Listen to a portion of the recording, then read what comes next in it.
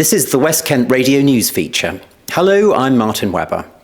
A new art exhibition has just opened at the Kingdom Cafe near Penshurst.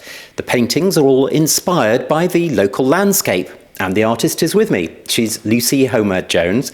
So Lucy, tell me first of all, how did you come to be a painter? So I believe I was born a painter, and I had a sort of slight diversion by being an architect first. Sort of worked for a big global company, and then through COVID the sort of painting took off really in terms of I had much more time at home to be able to paint, and it's always been my absolute passion. And then in January this year I made the really big decision to sort of stop my sort of full-time career and become a full-time artist. And how did you get to be this artist in residence here at Kingdom, which is a sort of isolated spot deep in the Kent countryside? Yeah, so when we moved to Kent about 2 years ago, and one of the first places I came across was actually Kingdom. And the first time I came here, I knew that I wanted to paint here. The trees in particular and the landscape here are really, really beautiful. And so when I knew that I was going to be leaving work, I simply approached the owners, who were very open and welcoming to me, and I asked if I could come and do a residency, and they said yes. And what actually have you been doing day after day then through the summer? Well, I actually started in February. It was very, very cold and it was very wet, and I spent sort of the first 3 months going, what on earth am I doing? It's freezing.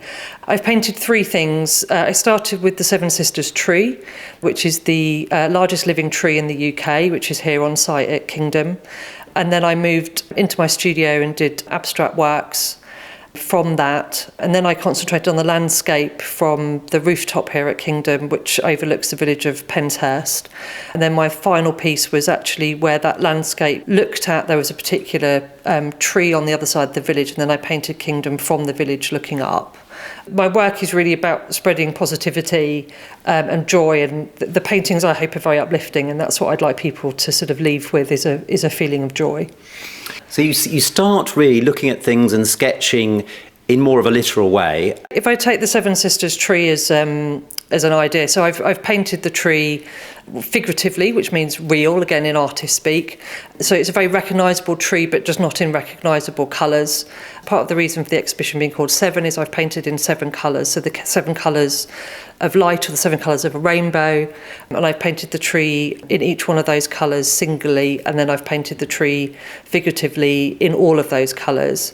My process is always, I start out very real in the landscape, looking at light, looking at colour, looking at form, and then over time that I will gradually abstract that into much larger scale abstract works. But all the abstract works are absolutely rooted in a moment in time, and they're really about the power of nature.